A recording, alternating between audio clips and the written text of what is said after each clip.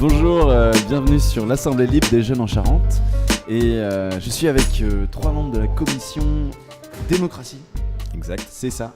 Alors, j'aimerais que vous vous présentiez et que vous nous expliquiez un peu la commission, en fait, votre sujet principal et sur quoi vous vous êtes accordé surtout, parce que commission, il y a plein de gens et on n'est pas toujours d'accord, n'est-ce pas grand-père des peuples.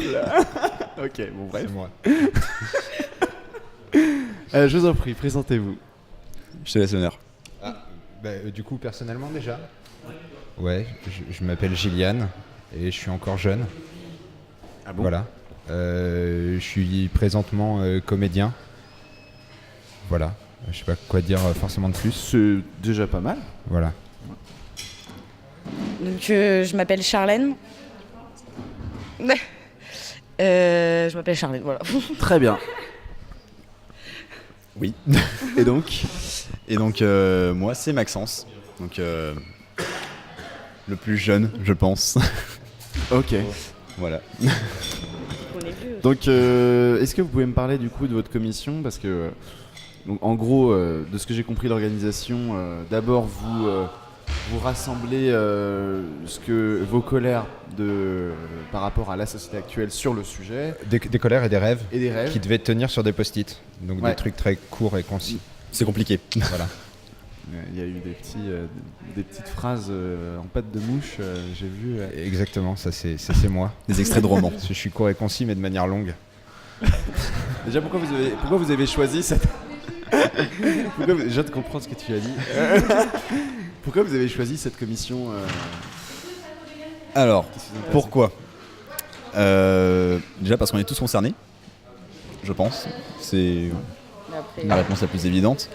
Après, la question. Pourquoi ? moi, personnellement, j'ai choisi cette commission parce que la politique, j'ai dit un gros mot. La démocratie, pardon. C'est quelque chose à laquelle j'ai envie de participer, moi-même. Mais j'ai pas encore trouvé le chemin, entre guillemets. Et en venant ici, je me suis dit, ok, il y a ce thème-là, pourquoi pas s'y intéresser et voir ce qu'on peut réfléchir dessus, quoi. Voilà. Moi initialement en fait on s'est rassemblés, on avait mis des grandes feuilles qui représentaient chaque thème et il n'y avait personne, je tiens à le dire, sur la démocratie. Ouais. On était tous les deux. Effectivement, après ouais, Au départ, ils ont on est rejoint. arrivé à peu près en même temps, il n'y avait personne, donc déjà je me suis dit que ça allait être plus facile d'imposer mes idées à personne. Et puis Énorme. non mais voilà, c'est une question, pour moi politique c'est pas un gros mot en fait, c'est un mot qu'aujourd'hui on estime gros parce qu'on le comprend pas forcément, mais voilà, c'est important effectivement de parler de cette question. Après ça a été organisé en commission, mais pour moi en fait tous les sujets qu'on a pu traiter, puis il y en a d'autres qui n'ont pas pu être traités parce qu'on n'était pas... on n'a pas assez de temps et assez de monde pour traiter tous les sujets importants, mais pour moi ils se rejoignent tous en fait, de manière générale. Voilà, ils sont politiques. On l'a vu déjà D'après moi. juste en revoyant avec la démocratie, donc on est reparti nous sur le sujet de l'éducation dedans. Ouais, on a abordé d'autres sujets en fait à l'intérieur d'une autre. Oui. Voilà. Mais alors, pour vous, c'est quoi le principal problème avec la démocratie du coup en ce moment ? Ça a été quoi votre constat dans la commission ? T'as une idée ? Vas-y, ça fait plaisir. Constat premier, c'est revoir la définition même de la démocratie, en fait. Du coup ? Actuellement, il y a deux définitions. Enfin, nous, on a trouvé 2 définitions à la démocratie. Il y a la démocratie actuelle telle qu'on la vit, entre guillemets. Représentative. Ouais, représentative. Indirecte ? C'était ça ? Représentative. Juste représentative, ok. Et il y a la démocratie telle que nous, on la voudrait, ou du moins le vrai terme qu'elle définit, et c'est participative. C'est Ouais, ça, hein ? direct. Participative, en fait, direct. De manière générale. La racine du mot démocratie, quoi. Ouais, c'est Le ça. pouvoir du peuple. En premier, on a fait déjà la distinction qui n'est pas faite tout le temps entre le vote et l'élection. Voilà, le vote qui est une participation qui est un pouvoir direct, actif, concret. Je vote pour quelque chose, voilà, qui n'est pas forcément la seule forme démocratique. Et puis l'élection qui est je confie mon pouvoir politique à quelqu'un, donc mon pouvoir d'organisation du pouvoir et de gestion de ce pouvoir-là pour organiser la société. Ça, c'est pour vous, c'est Voilà. c'est le gros Ça a été un souci, peu dans les idées de base déjà, redéfinir les choses, repartir sur comment on utilise les mots. Ok, donc ensuite, du coup, ça vous a mené à quelles envies, quelles idées pour une meilleure société démocratique? Si tu veux bien me laisser parler. Donc, on a surtout décortiqué après qu'est-ce qui bloquait dans la démocratie. Donc c'était les enjeux... mince. Des Mon problèmes tableau. en fait. Ouais, tous les problèmes justement au niveau démocratique. Donc je sais pas si on peut rentrer dans les détails. Ah bah oui, si. Ouais, carrément. Ouais, ça a été quoi ouais. les problèmes? On a fait le constat en fait que avec notre camarade Arthur qui est pas là aujourd'hui, mais on a fait le constat qu'en fait il y avait une avancée technologique aujourd'hui qui était très rapide et en même temps une espèce d'immobilisme social où on pose des problématiques comme la problématique de l'égalité entre les hommes et les femmes. Aujourd'hui arrive en plus le mouvement queers, des mouvements qui ne se définissent pas selon un sexe biologique. Et du coup, ces problématiques-là arrivent dans notre société. Et plusieurs décennies après, pareil avec l'écologie, qui a été portée par beaucoup de monde dès les années 60-70, et où en fait ça met un temps considérable à arriver vraiment sur le tapis et où on commence à peine à se débrouiller avec, de manière parcellaire en plus, chacune séparée des autres en fait, le droit des femmes, l'écologie, etc. Tout ça on le met dans des cases bien séparées. Et nous, notre problème, c'était comment est-ce qu'on pourrait réussir à faire en sorte que les choses aillent plus vite. C'est-à-dire à partir du moment où il y a des gens qui disent « Tiens, il y a tel problème qui se pose », et que ça soit directement pris en compte. Voilà, pour que socialement, on puisse avancer plus vite. Voilà. Donc là, pour vous, si je comprends bien, peut-être que je me suis planté, mais la démocratie, dans la nouvelle définition que vous avez trouvée, serait, la définition que vous avez, dans laquelle vous êtes accordé, serait une réponse justement à tous ces problèmes-là? Ou alors est-ce que... Ce serait une possibilité. Ouais. D'accord. Une idée, ouais. Et ok, donc ensuite, du coup, parce qu'à la fin, les commissions doivent faire des propositions. Est-ce que vous avez eu des propositions déjà là, ou vous en êtes encore à débattre sur ce sujet? Oui et non, on a trouvé des axes de réflexion plus que des propositions pour arriver à des propositions. Après, on est parti sur le principe que tout ce qu'on proposait avait une possibilité d'échec, mais qu'on pouvait toujours rebondir derrière et recréer en fait. Si quelqu'un veut m'expliquer concrètement du coup. Oui. Voilà. C'était une idée. Actuellement, non. Le néant. Je pense que moi j'avais déjà mes idées sur le sujet en fait très concrètement. Et ce que je trouve d'intéressant quand on a déjà ces idées sur le sujet, c'est d'essayer d'entendre aussi les autres idées et de se rendre compte. Enfin, pour moi, le problème aujourd'hui, c'est qu'on a plein de gens qui se présentent avec tout un tas de solutions. La problématique de la solution se pose. Est-ce qu'il y a une solution? Est-ce qu'il y a un truc qu'on peut mettre en place et fixer?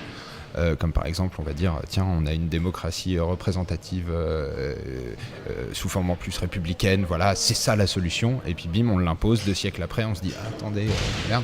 Donc voilà, est-ce qu'il y a vraiment une solution ou est-ce que c'est un truc qui doit rester en discussion? Et est-ce qu'en fait, on n'a pas plutôt à apporter des formes qui nous permettraient de nous exprimer pour justement continuer à remettre en question sans arrêt, en fait, remettre en question, critiquer ce qu'on est en train de faire pour pouvoir le dépasser et à chaque fois remettre en question ce qu'on fait pour continuer à avancer. Vous avez parlé de ces formes particulières ou pas? Il y en a qui sont entre nous directement. Ouais. Il y a des formes justement d'expression démocratique qui vous sont venues et qui vous plaisent plus, qui sont différentes que justement la République actuelle. Vous en avez parlé ou pas du tout? T'as le choix. Du coup, on en est arrivé au point. Enfin, on a. Enfin, comment dire ? On a ressorti des choses, c'est que s'il y a des groupes ou des décisions qui doivent être prises, elles doivent être prises par une diversité de gens. Et en fait, ça doit rester aléatoire, c'est-à-dire qu'on ne doit pas toujours voir les mêmes personnes, ça ne doit pas toujours être les mêmes personnes qui s'expriment. Et en fait, c'est là la remise en question c'est là qu'on a la remise en question, dans le sens où vu que c'est jamais les mêmes personnes et que c'est aléatoire, tout le monde peut s'exprimer et on peut toujours arriver à quelque chose de nouveau, de frais, entre guillemets, qui ne sera pas forcément voué à l'échec vu qu'il sera toujours remis en question en fait. La diversité sociale. Ouais, on a pas mal parlé des notions d'héritage, et héritage social, culturel, dans le sens où on est dans un monde où on est égaux, et puis après, suivant la famille qu'on a, les moyens culturels, intellectuels, financiers, etc., en fait, les inégalités se créent à partir de 1 seconde après la naissance. Et donc, on a réfléchi à comment est-ce qu'on pourrait arriver à enlever les monopoles de personnes sans forcément les reprendre. Sans forcément recréer des nouveaux monopoles qui poseront problème à d'autres plus tard. Et une de nos réflexions, c'était d'essayer de mettre fin, peut-être, aux notions de métier et de carrière. On s'est dit déjà, premièrement, politiquement, c'est-à-dire le fait qu'il y ait la possibilité de faire une carrière politique. C'est la possibilité de créer un monopole de nous on sait, laissez-nous faire, etc. Spécifiquement dans la politique donc. Et non, pas spécifiquement dans la D'accord. politique. Après, j'avais cité l'exemple de aujourd'hui on a une société qui est dépendante du pétrole, par exemple. Donc si, mettons, moi j'ai le monopole du savoir de l'extraction et de la transformation du pétrole, je vais pouvoir dire à une société, moi ce dont vous êtes dépendant, en fait, j'en ai le monopole. Donc maintenant vous taisez et vous m'écoutez.